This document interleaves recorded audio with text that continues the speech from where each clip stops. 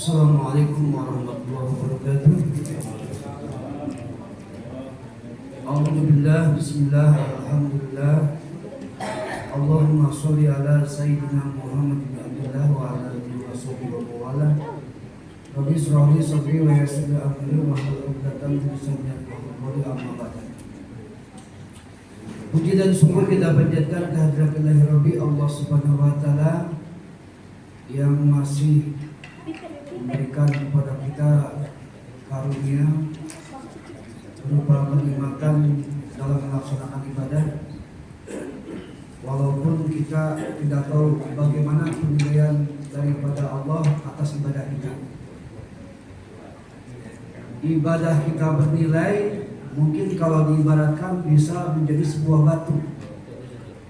Ada batu yang mahal kayak batu jamrud, batu berlian, topaz, green kaisar dan sebagainya.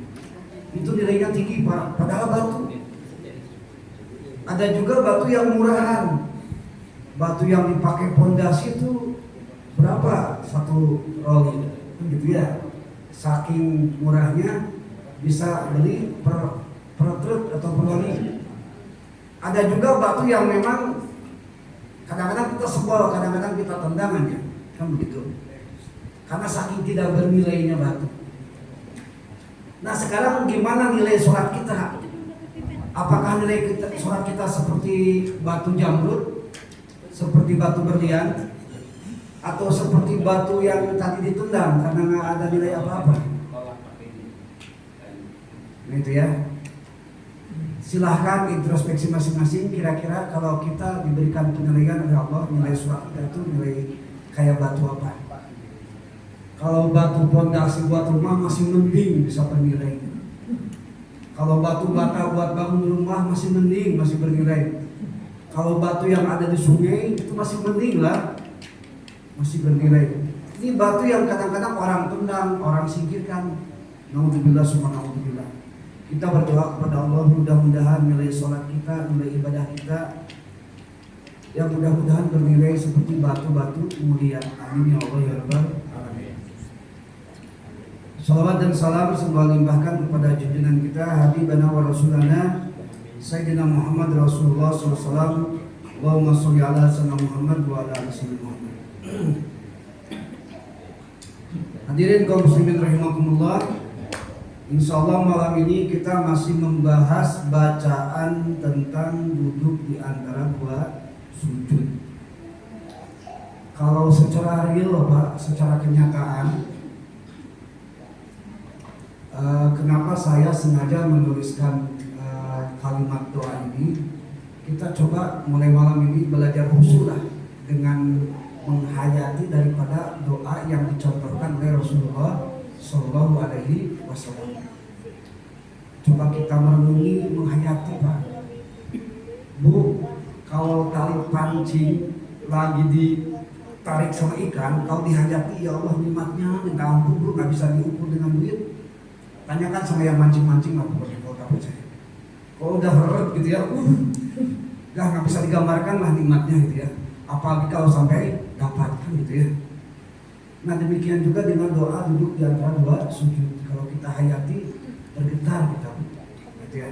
Makanya kita coba khusyuk itu seawam-awamnya kita awali dengan mengartikan, memaknai dan menghayati apa yang kita baca. Seperti dalam iftitah, inna sholati wa nusuki wa mahyaya wa mamati, sesungguhnya sholatku, ibadahku, kan gitu ya, hidupku, matiku, la haula wala quwwata illa billah, tak ada daya upaya ya Allah, kan seperti itu gambaran itu. Kalau kita hayati ya Bu ya. Bagaimana cara belajarnya? Minimal awal dari coba kita memaknai lah daripada kalimat-kalimat doa yang ada dalam sholat. Hadirin kaum muslimin rahimakumullah. Baiklah, kita coba yang kemarin kita lanjutkan. Yang pertama, Robbi itu kalau dimaknakan itu ya Allah ya. Jadi Robbi Allahumma itu artinya ya Allah. Nah gitu ya. Kemarin kita sudah jelaskan Robbi asal kata dari Robbi karena karena nyambung Robbi, maka ya dan alif itu hilang, gitu ya. Nah, kalimat pertama Igfirli, ya Allah atau ya Tuhanku, ampunilah aku. Nah, ketika ibu membaca Robbi Firli, ketika bapak membaca Robbi Firli, coba bayangkan dosa-dosa kita yang lalu, gitu ya. Kenapa demikian? Karena orang yang paling bahagia itu adalah orang yang mengingat dosanya dan tidak mengingat kebaikannya. Orang yang celaka adalah orang yang suka mengingat kebaikannya tapi dia tidak mengingat dosanya. Itu masalahnya. Jadi kalau ibu bapak selama 24 jam mengingat kebaikan mas sendiri, itu tanda-tanda orang celaka gitu aja. Tapi kalau kita mengingat dosa kita, dosa sama orang tua, mungkin kita dulu sama orang tua pernah merepotkan, pernah membuat air matanya mengalir, itu hati-hati loh.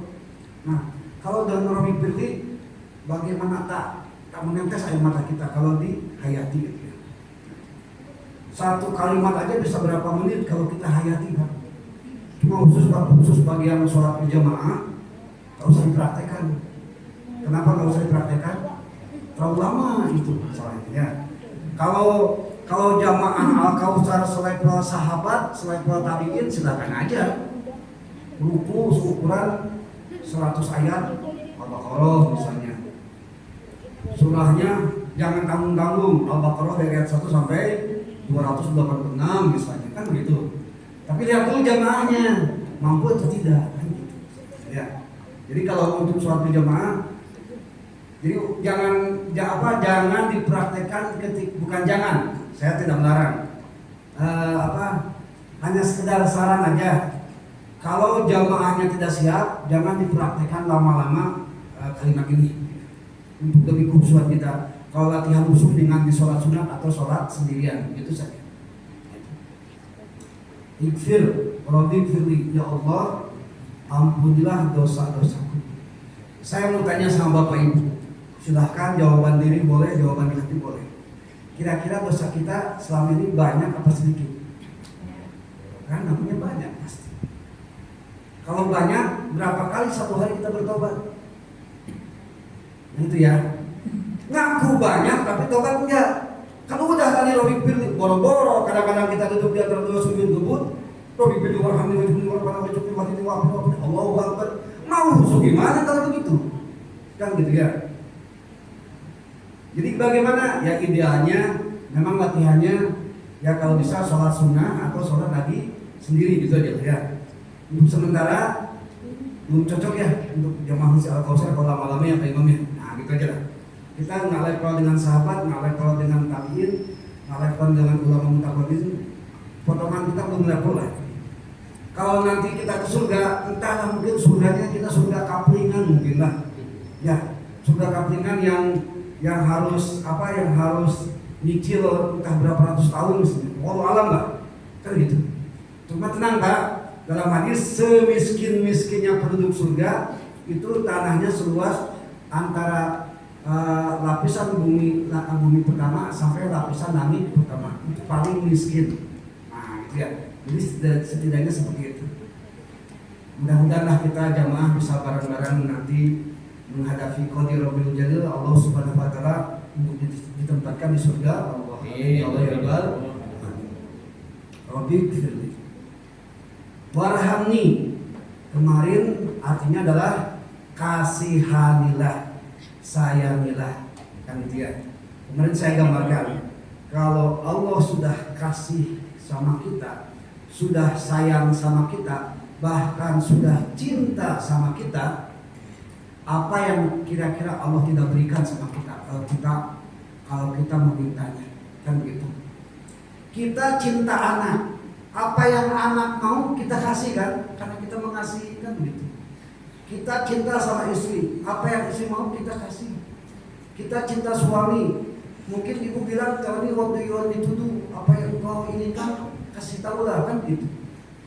Nah itu gambarnya seperti itu.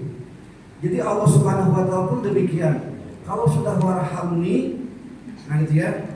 Kalau sudah warhamni, adalah kalau Allah sudah mengasihi dan menyayangi, adalah kita insya Allah bahagia dunia dan akhirat. Yang ketiga wazkurni. Kemarin kita agak keliru ya, bukan izbir tapi uzgur. Saya agak keliru, bukan agak lagi yang keliru. Uzgur. Jadi dari jabara yajburu uzgur. Ini kalau rumusnya adalah maaf ya, gara-gara kemarin nggak pakai rumus jadi agak keliru gitu. Ini rumusnya dari fa'ala yaqulu mawjud nasraniyan suru sulasi mujarrad bab pertama kalau dalam ilmu sorof, maka kalimatnya adalah jabar yazburu uzbur. Jadi wajbur itu asalnya ujbur, wa ujbur asalnya gini, wa ujbur, ujbur.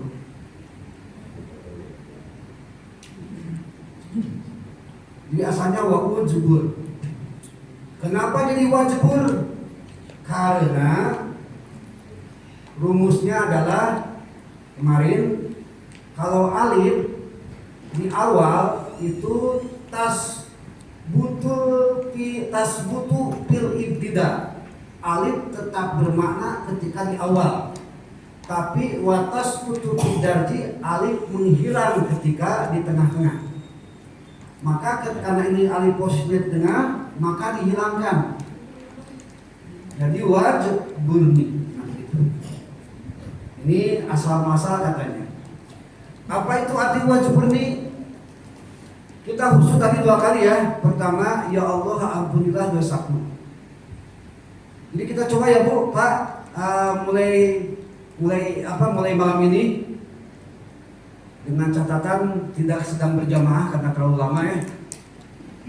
Ketika sholat sunat lah, kita coba khusus dimulai dari duduk di antara 2 sujud. Rabbighfirli, ya Allah ampuni dosaku. Sambil membayangkan dosa-dosa kita yang lalu, dosa pada orang tua, dosa pada istri, dosa pada suami, dosa pada anak, dosa sama tetangga dan sebagainya. Gitu ya. Dosa yang kerasa, dosa yang tidak kerasa. Contoh dosa yang tidak kerasa, kita kan sering gibah ya Bu ya. Ngomongin orang kan itu dosa nggak kerasa, kita main geplak aja kan ngomong.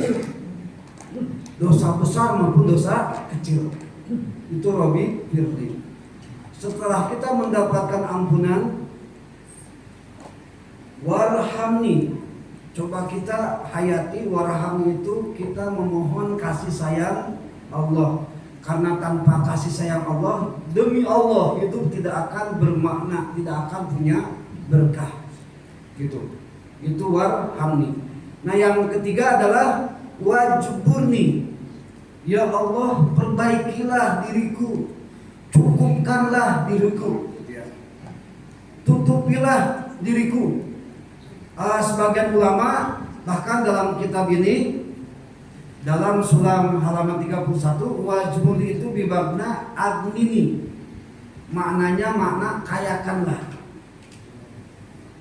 Jadi yang punya usaha ketika bilang wajburni, bayangkan usaha kita. Ya Allah, mudah-mudahan usaha saya maju, begitu maksudnya. Ketika Bapak Ibu punya warung, ya Allah mudah-mudahan warungku laku. Ketika Bapak Ibu pegawai, ya Allah mudah-mudahan segera naik pangkat. Nah, gitu. Ketika Bapak karyawan, ya Allah mudah-mudahan gaji dinaikkan dan sebagainya. Tak jadi masalah. Gitu ya. Wajburni. Jadi bimana aghnini, kayakanlah. Dan kalau lihat ayat tentang zakat, Bu, aqimus shalah wa atuz zakat, gitu ya. Aqimus shalah Aqimus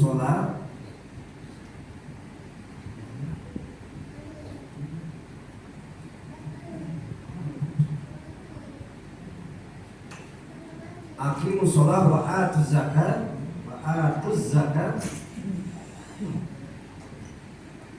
Ini bayarlah zakat. Saya mau tanya sama ibu sama bapak, yang bayar zakat itu yang mampu apa tidak mampu? Yang mampu. Jadi tak ada dalam Al-Quran dirikanlah sholat dan terimalah zakat, tak ada.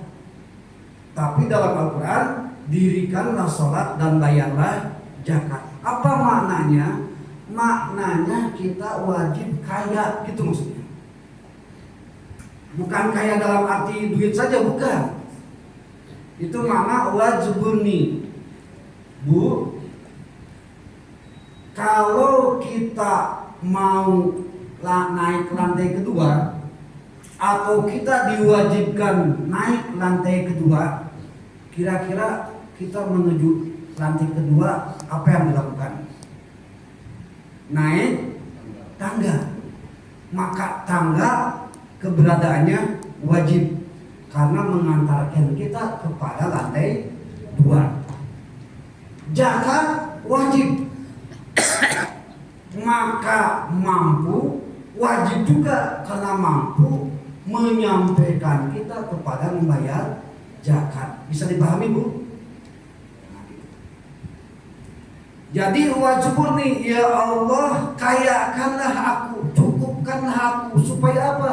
Supaya bisa sedekah, supaya bisa zakat, supaya bisa membantu orang lain, supaya membantu orang miskin, orang fakir dan sebagainya. Itu makna wajburni. Jadi bayangkanlah ibu ketika nanti duduk di antara dua sujud, wajburni. Ketika ibu lagi usaha, ya Allah sukseskan usaha kami ya Allah. Ya Allah, lakukan bisnis kami ya Allah. Ya Allah, ramaikan toko kami ya Allah. Seperti itu loh. Ini untuk khusyuk yang pemula ya, yang awam. Dari dulu bapak ibu pengen khusyuk kan, sampai sekarang nggak khusyuk kan?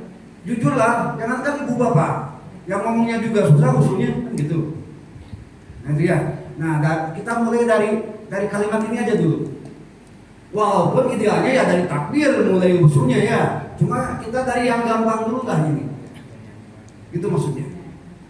Kita coba. Ya memang kata Imam Al-Ghazali wajib khusyuk itu 3. Wajib tuh. Yang pertama ketika takbir Allahu Akbar. Khusyuknya ada 2. Secara akidah itu menggambarkan Allah yang Maha Besar. Secara fikih ketika Allahu Akbar kita menyimpan niat dalam hati. Usolli Allah, usolli pada misalnya gitu ya. Allahu Akbar gitu. Tapi usolinya mau usah disebut, harus di dalam hati. Itu yang pertama. Yang kedua, ketika kita baca Al-Fatihah, kalimat iyyaka na'budu wa iyyaka nasta'in. Ya Allah, hanya kepada Engkau lah kami beribadah, dan hanya kepada Engkau lah kami meminta pertolongan. Kenyataannya kita terbalik, minta tolong dulu baru syukuran, gitu ya. Minta tolong dulu baru ibadah. Kebalik harusnya iyyaka na'budu dulu, ibadah dulu baru wa iyyaka nasta'in, baru minta pertolongan. Ketika ibu bilang iyyaka na'budu, ya Allah hanya kepada Engkau lah kami beribadah. Nah, ketika ibu bilang wa iyyaka nasta'in, sampaikan keinginan kita, apa yang disampaikan kepada Allah. Jadi ketika baca ini temanya kita tema apa supaya bisa khusyuk ya. Jadi ketika iyyaka nasta'in, innya itu kita minta pertolongannya, apa yang kita butuhkan sampaikan, tapi jangan diteriakan iya karena nasta'in gemar atau kaya bisa ya. Tapi sampaikan di dalam hati aja, sampaikan kepada Allah. Ya Allah, kayakan aku ya Allah. Ya Allah, pintarkan aku ya Allah. Ya Allah, sukseskan aku ya Allah. Gitu aja. Ketika iyyaka na'budu wa iyyaka nasta'in. Yang ketiga, wajib wudu ketika mengucapkan tasyahud. Asyhadu an la ilaha illallah wa asyhadu anna Muhammadar Rasul. Itu wajib 3 kata Imam Al-Ghazali. Kalau bapak ibu tiga-tiganya khusyuk, kira-kira di bawah awam apa namanya? Sewajib-wajibnya awam 3 yang tadi. Awam itu artinya bodoh, ya manusia standar banget. Kira-kira kalau di bawah awam apa? Mungkin al-tawali, mungkin al-goblogi, mungkin ya. Wallahu alam. Kalau nggak bisa usul 3 gitu, mungkin nilai sholat kita kayak batu yang ditendang sama orang. Nah, sia-sia nggak ada nilai. Mau dibilang cuma kamu dibilang. Ya. Kalau ibu masih awam, usahakan 3 yang tadi. Allahu Akbar, iyyaka na'budu wa iyyaka nasta'in, dan asyhadu an la ilaha illallah. Syukur-syukur kita tambah nanti dengan Rabbi firli warhamni dan wajburni. Nah, begitu. Bu, baik. Wajburni ada nama yang asal katanya dari Jabaro, Yajburu. Ibu pernah dengar nama Jabir bin Abdullah? Pak pernah dengar? Itu periwayat hadis yang paling tua di antara para sahabat Rasulullah Shallallahu Alaihi Wasallam yang banyak menyampaikan hadis. Jabir namanya. Ada juga kalimat Jabir dari Jabaro ini, Jabir ibnu Hayyan. Jabir ibnu Hayyan itu seorang ilmuwan kimia Pak, yang menemukan atom, yang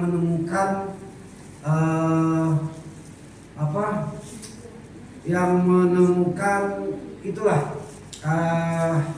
unsur-unsur atom.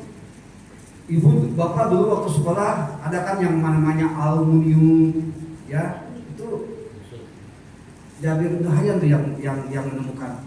Terus besi Fe, fermium Fe itu coba lihat Fe57 dalam skala kimia. Fe57 itu ternyata terinspirasi dari Jabir bin Hayyan, itu surat ke-57.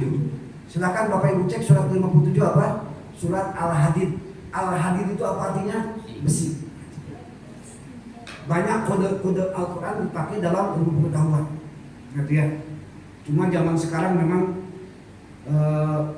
ada kemunduran daripada nuansa keilmuan Islam gitu ya. Itu Jabir ibnu Hayyan. Ada juga Jabir atau Al-Jabar yang dipakai untuk ilmu dasar, yaitu Al-Jabar. Al-Jabar apa artinya Bu? Kalau di SD, di SMP, di SMA, matematika, kan gitu. Itu penciptanya Al-Khwarizmi, ilmuwan Islam juga, yang menciptakan atom, bukan menciptakan penemu ya, yang menciptakan artificial intelligence yang sekarang AI itu, yang memakai algoritma itu Al-Khwarizmi. Ilmuwan Islam ya, yang merangkap kiai, yang merangkap ulama dan sebagainya. Gitu ya. Jadi ternyata kalimat wajbur ini ternyata kalimatnya kaya sekali, memperbaiki, menutupi, mencukupi, mengkayai dan sebagainya. Tapi kalau dalam teks ini namanya bimakna wa'admini, kayakanlah. Dan kalau saya atau kita bertanya, apakah Bapak Ibu mau kaya atau miskin? Pasti jawabannya kaya. Gitu ya, pasti. Makanya tak jadi masalah minta sama Allah supaya kita kaya raya. Supaya bisa apa? Supaya bisa bayar zakat, supaya bisa infak, supaya bisa sedekah dan sebagainya. Itu kalimat wajburni. Yang selanjutnya adalah warfa'ni. Warfa'ni. Ini dari kalimat rofa'a, yarfa'u. Rofa'a yarfa'u. Wajarnya dari fa'ala yaf'alu, mawjudnya dari fatah yaftahu fathan fahuwa fatihun wadaka maftuhun. Iftah berarti irfa. Ya. Rafa'a yarfa'u irfa. Asal mulanya irfa. Jadi warfa ini asal kata dari wa irfa'ni, wa irfa'ni. Asal katanya.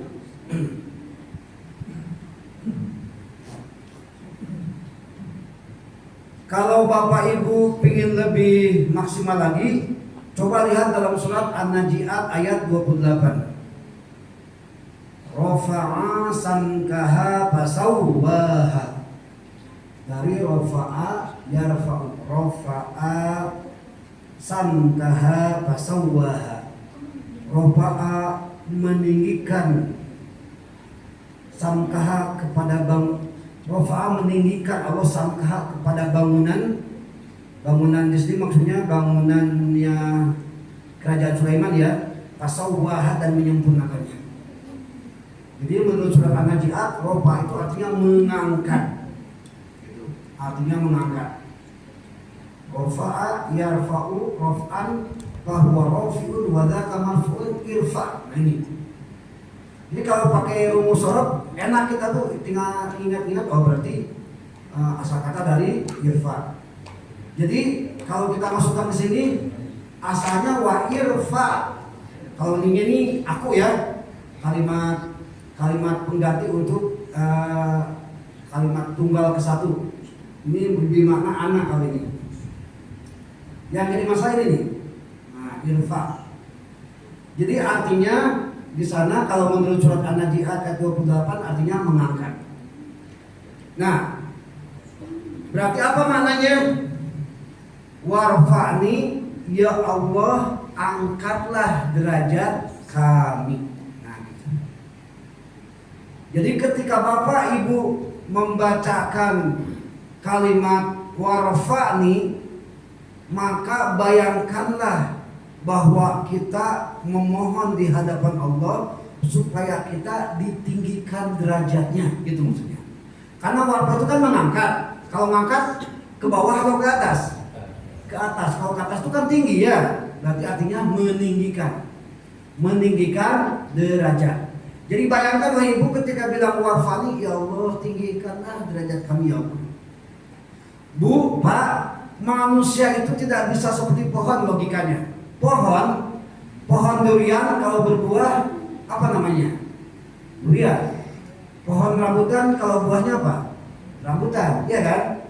Pohon satu lagi, pohon mangga, buahnya apa? Mangga. Tapi kalau manusia beda, Pak. Ada petani, anaknya presiden. Ada loh. Siapa coba? Soeharto. Soeharto itu anak petani. Mungkin karena ayahnya berdoa, warfa'ni ya Allah, tinggikan derajat anak kami ya Allah. Walaupun dia petani, ternyata anaknya menjadi presiden. Gitu. Ada juga yang tukang mebel, padahal tukang mebel loh. Tapi ternyata apa? Jadi apa? Jadi presiden.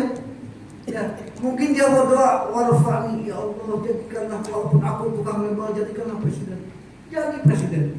Walaupun ujung-ujungnya titik-titik walau alam. Ya, kita nggak bisa lanjutkan. Kan begitu. Ayahnya Imam Al-Ghazali, Ibu kenal Imam Ghazali?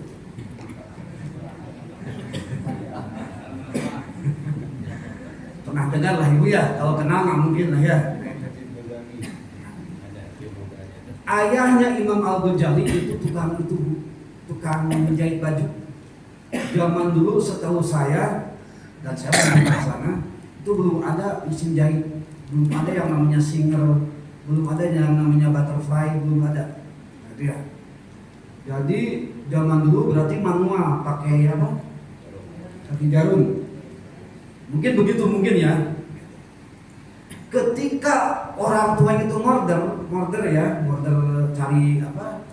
Cari pesanan, siapa yang mau jahit baju nih kan gitu maksudnya. Nah, ada lewat ulama ahli tafsir berdoa. Orang tua itu, ya Allah, mudah-mudahan anakku jadi ulama kayak gitu.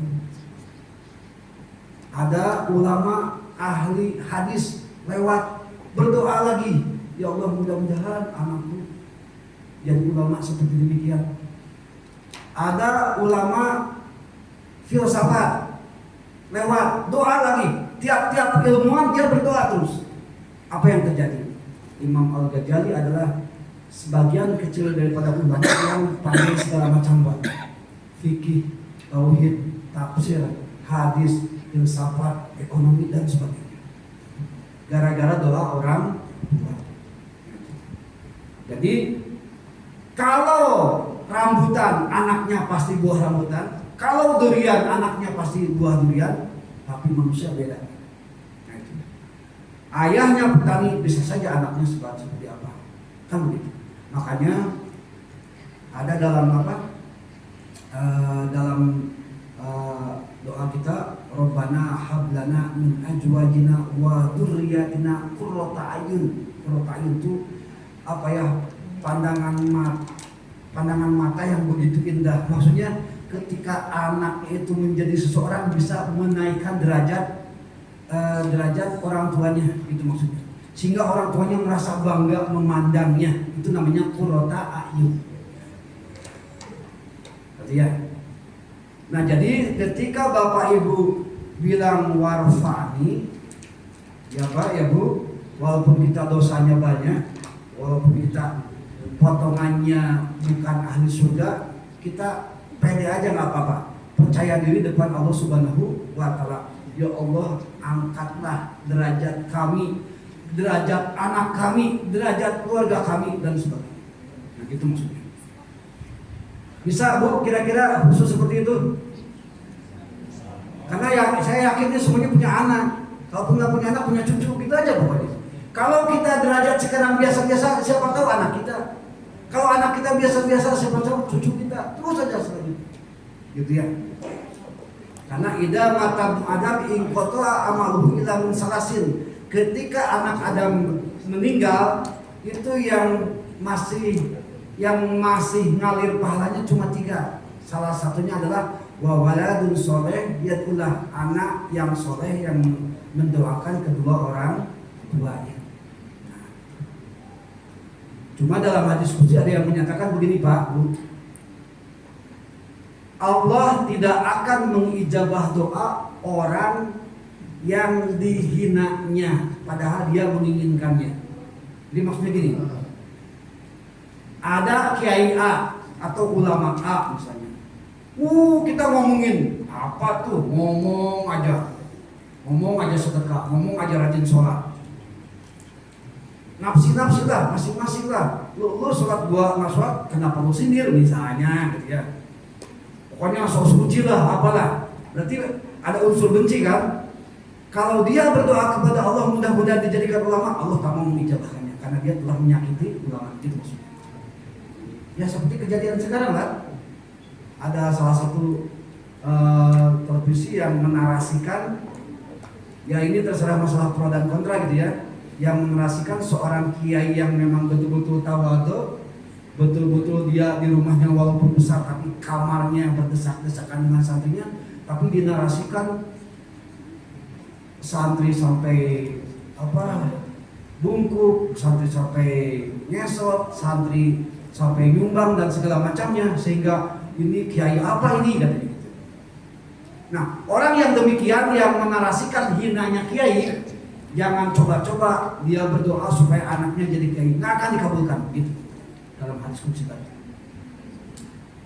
Jadi kalau ibu bapak mau berdoa yang misalnya ada gubernur Gubernur Kepri siapa? Ansar misalnya. Kita ngomongin aja, dia gini, berarti benci ya? Nah, kalau ibu berdoa, ya Allah mudah-mudahan aku jadi gubernur, akan ijabah. Jadi kalau kita mau mengijabah doa, ya minimal jangan mencaci maki apa yang kita menjadi objek doa. Minimal seperti itu. Warfa'ni, ya Allah tinggikanlah derajatku. Begitu kata teks daripada Rasulullah SAW. Wabimbili warhamni wajibuni warfa'ni. Ibu bapak ada yang ditanyakan sebelum saya lanjut? Silakan untuk teks doa ini. Silakan terus. Jadi wajibuni itu apakah ada juga maknanya tutuplah aibku? Itu memperbaiki tadi, menutupi, memperbaiki. Ada makna seperti itu. Jadi ketika bapak ibu mengucapkan wajburni, apa tujuannya? Kalau tujuannya misalnya, aduh saya banyak aib nih. Nah, ketika wajburni, ya Allah tutuplah aibku ya Allah. Kami tak siap kalau aib kami sampai tersebar dan tercemar, misalnya begitu. Tapi ketika ibu misalnya pingin kekayaan, pingin harta benda, maknanya bukan menutupi, tapi wa'agni, kayakanlah kami, kayakanlah aku. Jadi hati-hati nih, ini karena dari Nabi. Jangan mentang-mentang jadi imam jadi Robik Firlana, nggak boleh. Tetap Robik Firli, gitu ya. Kecuali khusus kunut itu boleh. Sendiri Allahumma hdini biman hadait. Tapi kalau jadi imam Allahumma hdina biman hadait. Tapi kalau ulangi, kalau lagi doa ini itu tak boleh. Karena itu teksnya dari Nabi demikian. Seperti kita ketika jadi imam baca Robbi firli wali walidayya warhamhuma kama rabbayani shaghira. Tetap aja gitu sesuai teks Al-Qur'an. Jangan Robbi firlana wali walidayna warhamhum, jangan seperti itu. Kalau lagi baca Quran ketika imam ataupun ketika baca Quran yang lain. Gitu ya. Baik, itu warfa'ni. Jadi itu wajburni. Jadi disesuaikan dengan keinginan kita. Bisa menutupi, bisa memperbaiki, bisa mencukupi. Dan menurut kitab ini sulam wa agmini, kayakanlah, gitu ya. Baik, Robbi firli warhamni wajburni. Selanjutnya warfa'ni sudah. Dan apa? Warjubni. Warjubni. Mana kan warjubni? Oh iya, warjubni. Warjubni. Ini asal kata dari rojaho yarjubu. Yarjubu. Rizqan. Kalimat amalnya adalah irjik.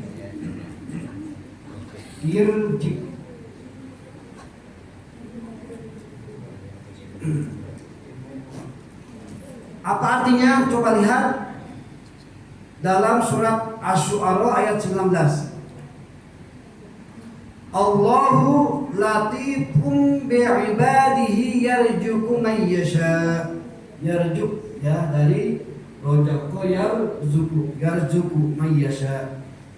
Dalam surat Asy-Syu'ara ayat 19. Nah, asal katanya adalah sesuai dengan fi'il amar di sini. Ingat sekali lagi rumusnya. Fi'il amar ketika disampaikan kepada Allah itu namanya doa. Fi'il amar ketika dari atas ke bawah itu namanya perintah. Berarti kalau warzuqni ini maknanya memohon atau berdoa. Jadi asal katanya wa arjubni. Tapi apa tadi? Sebentar.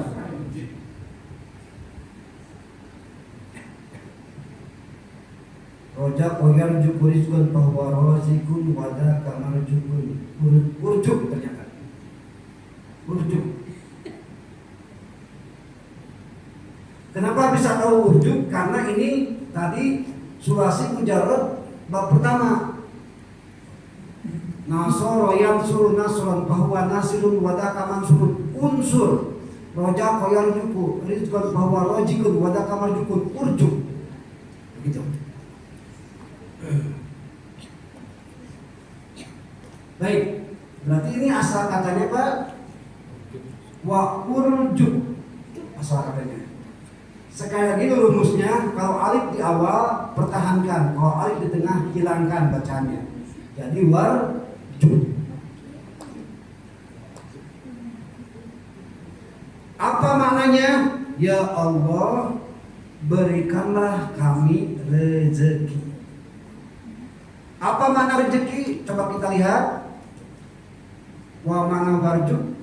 A'tini min fadlika ma kismatuhu li fi ajali halalan. Berarti maknanya adalah ya Allah, berikan kepada kami rezeki yang halalan, yang rezeki yang halal, maksudnya begitu. Kalau di sini ya,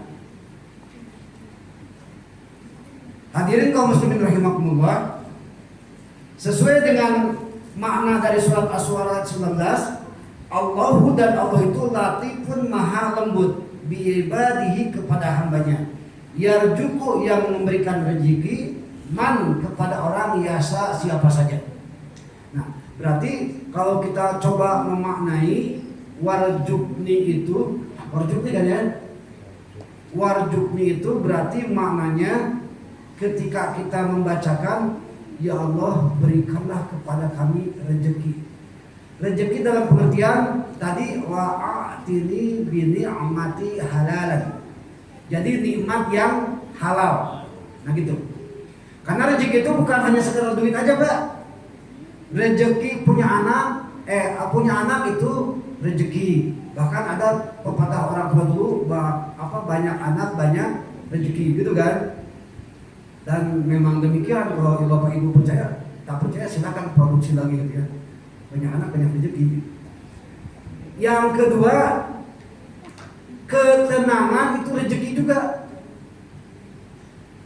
gitu ya. Jadi sekali lagi, kalau tadi wajburni itu bimana agmini, kayakanlah, itu jelas. Berarti kita minta kemakmuran, gitu ya, supaya kita bisa zakat, bisa sedekah, bisa infak. Itu pakai apa tuh? Pakai modal, kan begitu. Berarti Allah kayakanlah kami, makmurkanlah kami, kan begitu. Nah kalau ini beda, warjuk itu berikan nikmat, gitu ya, yang halal. Makan nikmat nggak Pak? Makan hasil korupsi nikmat nggak? Nikmat, kata siapa? Nikmat, cuma halal apa tidak kan? Silakan tanya sama pejabat-pejabat waktu di warung-warung kopi itu. Ya, pasti nikmat semua, cuma halal atau tidak, gitu maksudnya. Hubungan suami istri nikmat tidak? Nikmat. Lain ya. Nah, nikmat, tapi halal apa tidak? Nah, kalau yang ke pasar-pasar daging mentah di Batam itu kan nikmat katanya, tapi halal apa tidak, kan begitu? Itu maksudnya ya. Jadi warjuk di sini minta kenikmatan yang halalan, yang halal, begitu maksudnya. Kalau lihat dalam kitab Sulam halaman 32 maknanya seperti itu. Jadi ibu bapak ketika bilang warjukni, ya Allah berikanlah kepada kami rezeki yang halal, gitu maksudnya, atau kenikmatan yang halal. Begini, supaya membedakan dengan wajibuni, tadi kan wajibuni kekayaan. Kekayaan bisa menimbulkan kenikmatan tidak? Bisa. Pasti tidak? Belum tentu. Iya kan? Banyak orang kaya yang stres, banyak orang kaya yang tak tenang hidupnya, kan gitu. Tapi kalau warjukni ini lain, kenikmatan. Ya, jadi kenikmatan itu bukan dari kekayaan. Cek silahkan. Orang yang miskin, semiskin-miskinnya sampai jadi kismin, tetap mendapatkan nikmat. Silahkan aja cek. Minimal tidurnya nikmat, minimal makan nasi cuma dengan sambal aja nikmat, kan begitu. Tapi orang kaya gara-gara penyakitnya, gara-gara tidak tenangnya, dia makan dengan segala macam apapun, kadang-kadang tidak terasa nikmat. Itu yang membedakan, ya. Yang membedakan wajburni dengan warjubni. Nah sekarang yang jadi pertanyaan, Bapak mau wajburni atau warjubni? Nah itu aja. Ngambil dua-duanya ya Pak ya. Baik. Jadi rezeki itu banyak, luas sifatnya. Bisa makanan, bisa minuman, bisa uang, bisa ketenangan, bisa keamanan. Ibu dikasih 5 miliar tapi tinggal di Gaza, mau nggak? Pasti nggak akan mau, karena ketenangan di sana mahal, kan gitu. Bapak misalnya diungsikan ke tempat penyakit menular, misalnya dikasih 500 juta, mau nggak? Pasti nggak mau, karena itu apa? Mengorbankan nikmat sehat, gitu maksudnya. Itu makna daripada warjubni. Jadi ini lebih luas daripada wajburni, lebih luas. Dan nikmat rezeki yang tertinggi adalah apa? Nikmat iman dan nikmat Islam. Itu yang lebih tinggi itu ya. Baik, kita tuntaskan hari ini. Yang selanjutnya adalah wahdini. Wahdini asal kata dari hada yahdi.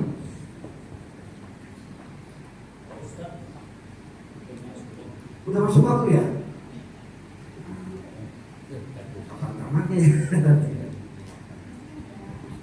Tapi terima kasih memang harus sering mengingatkan ya. Hadirin kaum muslimin rahimakumullah, ya tak apa-apalah puji kita sampai Rabbi firli warhamni wajburni warfa'ni warjubni. Ya.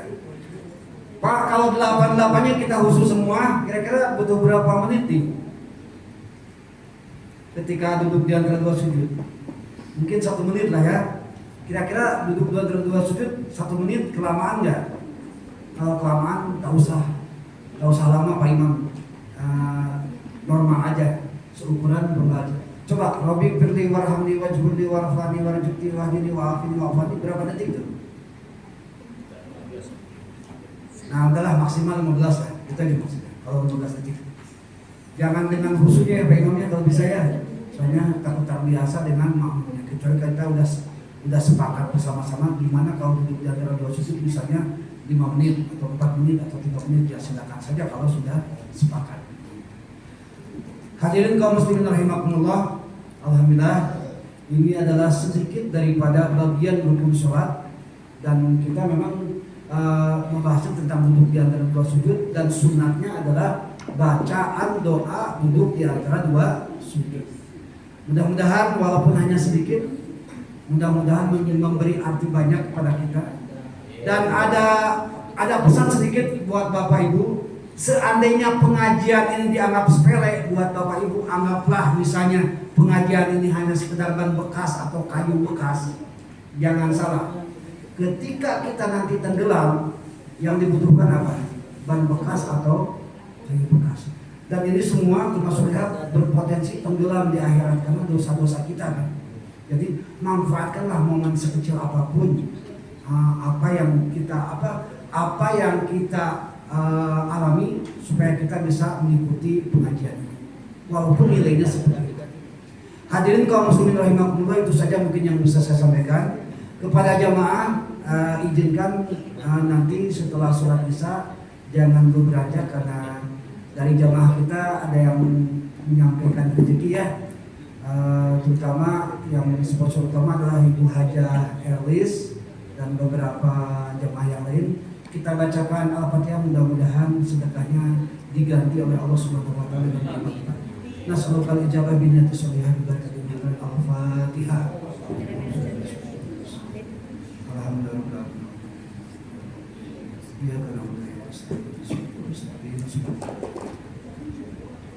Sekian dan demikian.